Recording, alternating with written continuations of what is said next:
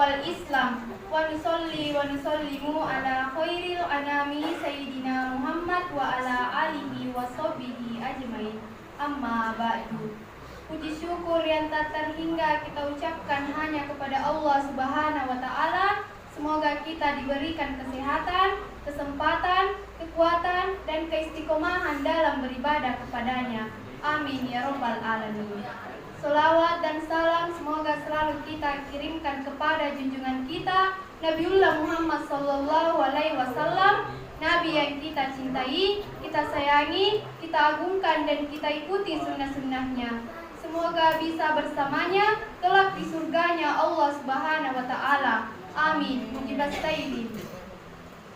Hadirin yang dirahmati oleh Allah Subhanahu wa taala, berdirinya saya di sini, saya akan menyampaikan ceramah singkat tentang keutamaan bersedekah dimanapun dan kapanpun. Allah memuji orang yang bersedekah bukan hanya dalam satu ayat, namun di beberapa ayat di Al-Quran, diantaranya surah Al-Baqarah ayat 3 yang berbunyi Bismillahirrahmanirrahim.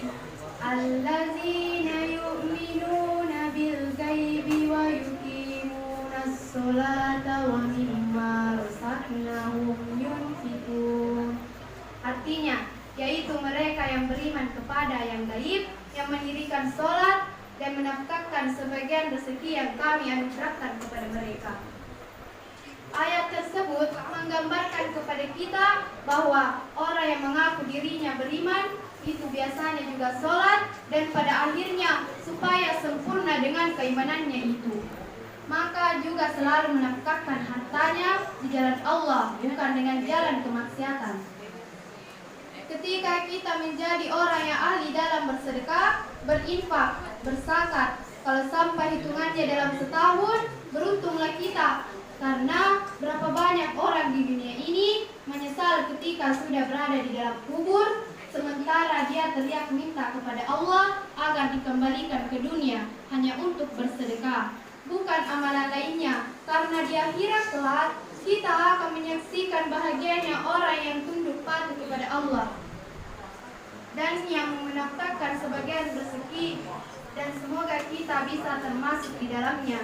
Amin ya rabbal alamin. Selanjutnya surah Al-Hajj ayat 34 sampai 35 yang artinya, dan berilah kabar gembira kepada orang-orang yang tunduk patuh kepada Allah, yaitu orang-orang yang apabila disebut nama Allah gemetarlah hati mereka, orang-orang yang sabar terhadap apa yang menimpa mereka, orang-orang yang mendirikan sembahyang, dan orang-orang yang menafkahkan sebagian dari apa yang kami beri rezeki kepada mereka. Jelas bahwa perbuatan-perbuatan baik lainnya akan selalu teriringi dengan perintah untuk bersedekah, berinfak, berzakat, atau bahkan kita mewakafkan harta kita untuk kemaslahatan umat Islam. Maka hal itulah yang akan kita petik nantinya sebagai hasil jerih payah kita selama berada di dunia ini. Manusia yang cerdas adalah manusia yang mampu memikirkan apa saja yang akan dibawa ketika akan beralih ke dunia lainnya setelah dunia yang fana ini.